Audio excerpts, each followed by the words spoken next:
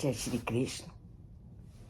अर्जुन को रास्ते पे लाने के लिए एक एक करके श्री कृष्ण उसको दिव्य ज्ञान का उपदेश देते हैं। कभी वो उसको शारीरिक क्रियाओं के माध्यम से, कभी आत्मा की अजरता अमरता का वर्णन करके, अनेक उदाहरणों के माध्यम से वो अर्जुन के मन में उत्पन्न होने वाले इन द्वंद्वों का, इन उतार चढ़ाव का उत्तर देते हैं और उसे इस सांसारिक मोह माया से ऊपर उठने का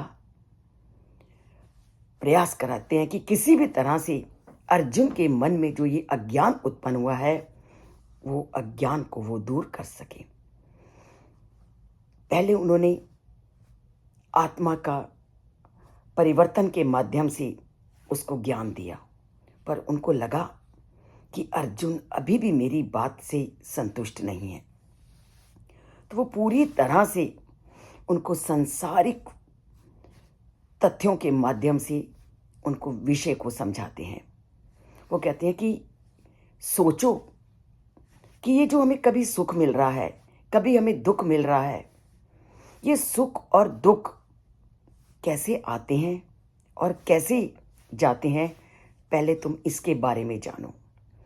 तो उस सुख और दुख की तुलना वो किस प्रकार अनेक तथ्यों के साथ करते हैं, उसका वर्णन करते हुए परमपिता परमात्मा कहते हैं कि मात्रा स्पर्शस्तु कौन्तेय शीत उष्ण सुख दुख दा आगम अपाइनो अनित्यस्तान तितिक्ष्व भारत। अब वो क्या कहते हैं? वो कहते हैं कि हे कुंती पुत्र, ये जो इंद्रियां हैं हमारी, ये 5 इंद्रियां, 5 ज्ञानेंद्रियां, 5 कर्मेंद्रियां और 11वां मन।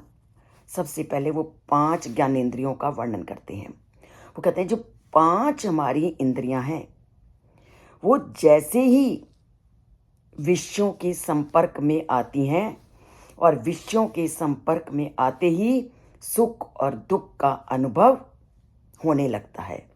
और वो सुख और दुख का जो इंद्रियां अनुभव करती हैं वो कभी भी नित्य रहने वाला नहीं है, वो अस्थाई है। वो इंद्रियों के द्वारा जिस सुख और दुख की अनुभूति होती है वो उस सुख को और दुख को क्षणभंगुर बताते हैं और कहते हैं कि वो कभी भी स्थिर नहीं होता। और उसकी तुलना वो करते हैं सर्दी और गर्मी से।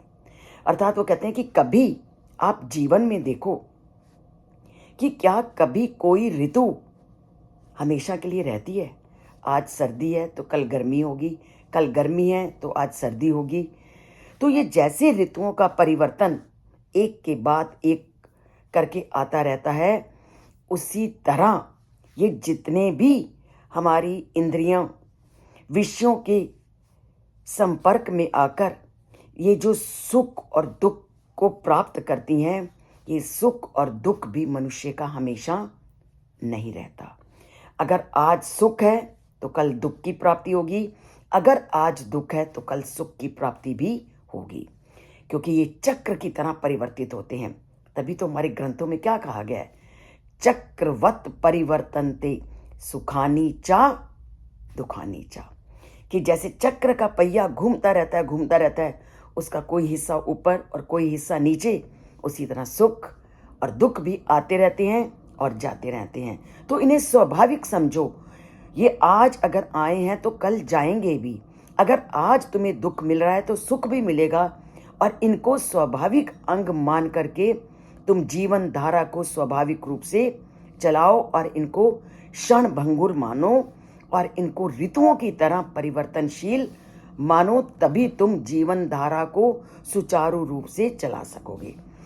और कोई भी ऐसी स्थिति नहीं है जो हमेशा रहने वाली है। मानव शरीर में 5 प्रकार के देखने, सूंघने, स्वाद लेने, शब्द ग्रहण करने वाली ये इंद्रियां हैं और इनका विषयों के साथ जब संपर्क होता है, जब मेल होता है, तो व्यक्ति को सुख और दुख की अनुभूति होती है। और इनमें से कोई भी जो अनुभूति हम करते हैं, चाहे हम आँखों से करें, चाहे हम कानों से करें, चाहे हम त्वचा से करें, चाहे अन्य किसी साधन से करें, हमें जो भी अनुभूति होगी, उस अनुभूति को कभी भी आप हमेशा स्थापित होने वाली मत समझो। वो सारी अनुभूतियाँ परिवर्तित होती रहती हैं। ये ऋतुओं के परिवर्तन के समान हैं।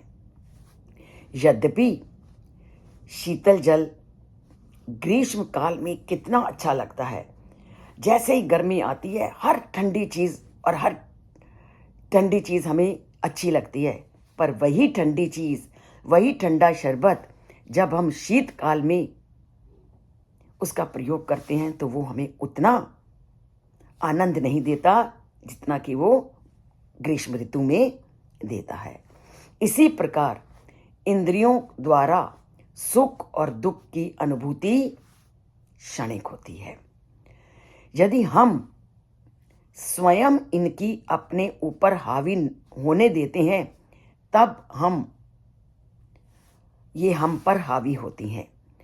यदि हम इनको अपने ऊपर हावी होने देते हैं, किनको? इन इंद्रियों को, तब हमें क्या करती हैं ये इंद्रियां? जब ये हमारे ऊपर हावी हो जाती हैं तो पेंडुलम को जानते हो? तो पेंडुलम की भांति एक ओर से दूसरी ओर झूलते रहते हैं। अगर हमने अपनी इंद्रियों पर नियंत्रण नहीं किया तो हम इंद्रियों के वश में होकर के उनके झूले में झूलते रहेंगे। जैसे पेंडुलम इधर से उधर होता रहता है, उसी तरह ये इंद्रियां भी हमें एक पलड़े से दूसरे पलड़े में झुलाती रहेंगी।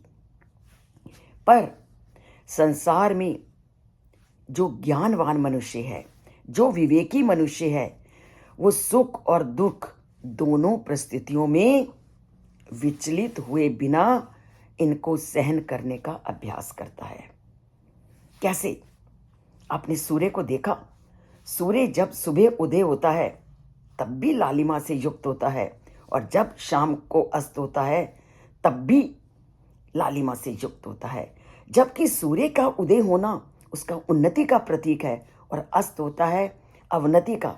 पर दोनों ही परिस्थितियों को सूर्य कितनी खुशी के साथ सहन करता है। दोनों ही परिस्थितियों में, चाहे उसकी उदय की स्थिति है चाहे उसके अस्त होने की, वो दोनों ही स्थितियों में समान रहता है। उदय सविता रक्ता रक्तश्च अस्तमया संपत्तौ च विपत्तौ च महताम एक रूपता। और वही स्थिति एक ज्ञानी व्यक्ति की है, वही स्थिति एक विवेकी व्यक्ति की है। चाहे कैसा भी परिस्थिति उसे मिले, चाहे सुख मिले चाहे दुख मिले, वो दोनों में समान रहता है।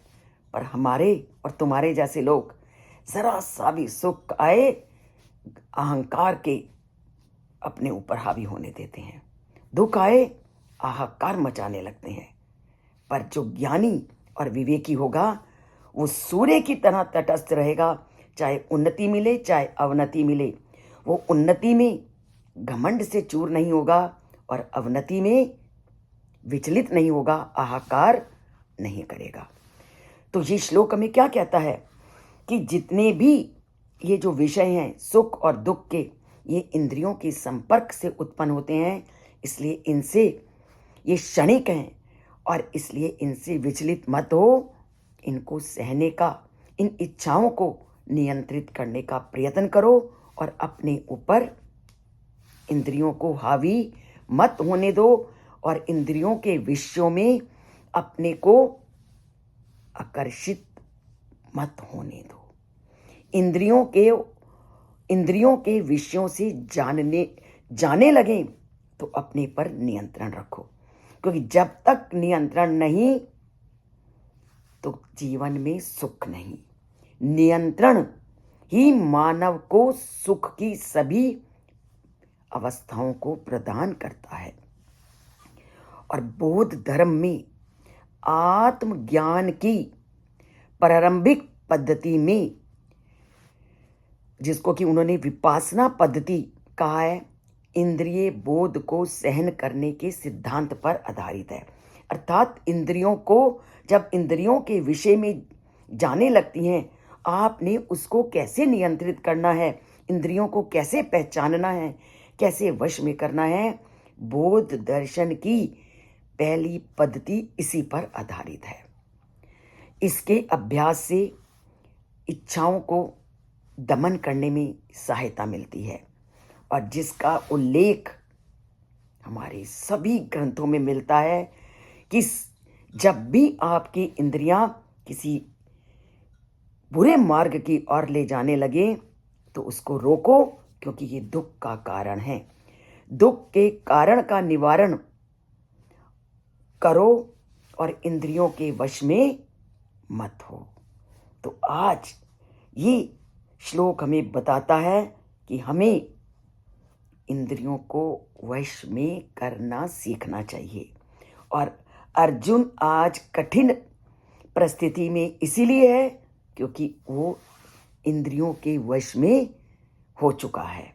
अगर इंद्रियों का उस पर नियंत्रण होता तो इस स्थिति में वो कभी भी विचलित नहीं होता।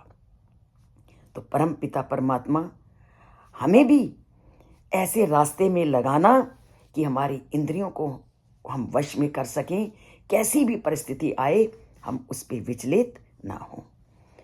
तो इसके लिए परम पिता परमात्मा से नाता जोड़िए। चैनल को सब्सक्राइब नहीं किया तो चैनल को सब्सक्राइब कीजिए। जय श्री कृष्ण बोलते जाइए, परमात्मा से नाता जोड़ते जाइए।